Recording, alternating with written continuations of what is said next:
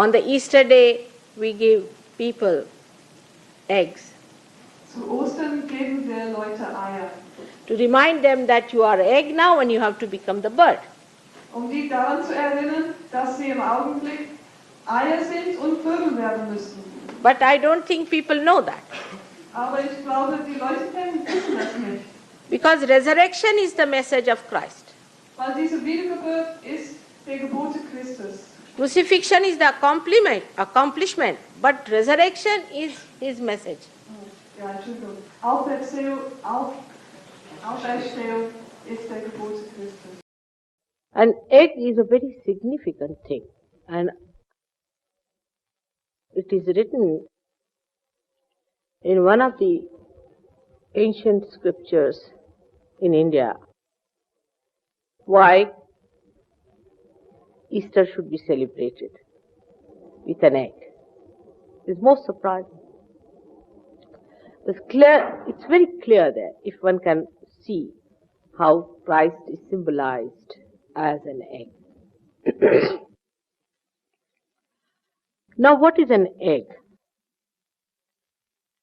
In Sanskrit language, a Brahmin is called as Dvijaha.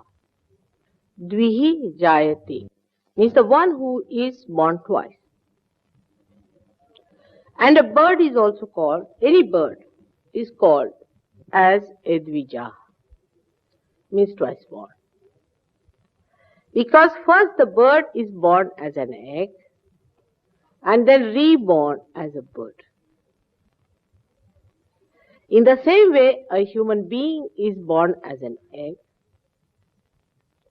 and then is born as a realized soul. Now see how significant it is that both are called by the same name. No other animal is called as Dvija unless and until it has an egg form first and then it comes out as another thing. For example, no mammals, none of the mammals are called as Dvija except for human beings. It is remarkable in the zoology, if you read, that mammals do not lay their eggs. They give birth directly to their children. And we are also mammals. But despite that, human beings are called as Dvijaha, just like birds. So that means human beings, when they are born, are eggs, or they become eggs. How do they become eggs? Is the way our ego and superego develop within us. Now you all being only Sahajogis, I think you understand what I am saying. When the ego and superego, what is supposed to be? When the ego and superego, there's no chart, is it? Develop in a human being to the full extent and the fontanelle bone area is completely calcified, then you become an egg. You get completely separated from your mother, from all the pervading power of God. And you are left to yourself as an egg till you mature within yourself inside the shell of the egg in your freedom to a point where you are ready for hatching. The mother bird has to pierce in the head of the egg and you come out as birds. You are already there inside, developed.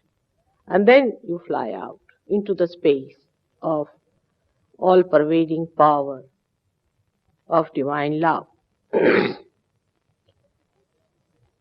So how significant is Easter and why Christ? He came on this earth because he had learned the idea. He had practiced the idea, or we can say that he was an expert on this, that he could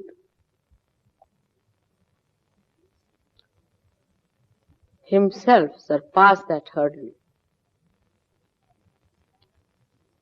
by which he becomes Vadija. But he was that already.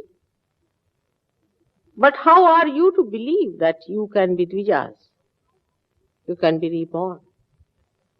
It was said by every religion, by every prophet, that you are to be born again. Unless and until you are reborn, that means baptism, not this kind of baptism, but the real one, unless and until this shell is broken on your fontanelle area, you cannot become the Dvija. It is written in all the scriptures, said by all the prophets. Somebody had to show you that this can be done. He being the divine power itself, the Pranava, he being the Brahma itself. His rebirth was resurrection, bodily resurrection. While yours is a resurrection which is in your consciousness.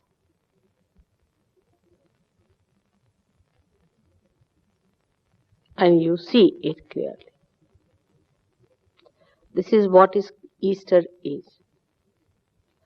I wonder how many Christians know the significance of an egg. Now, egg signifies a stage where you are before realization. When you are in your eggshell, that you are Mr. X, you are Mrs. Y, all that. But when you mature fully inside, the bird is ready, and that is the time you are hatched. This is the time you get twice born.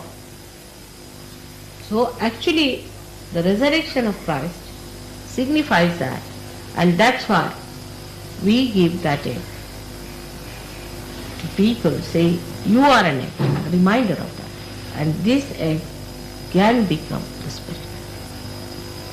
And also, it is written that it was an egg when he came. First he was created as an egg. Half of it remained as Sri Ganesha and half of it became Mahavishnu.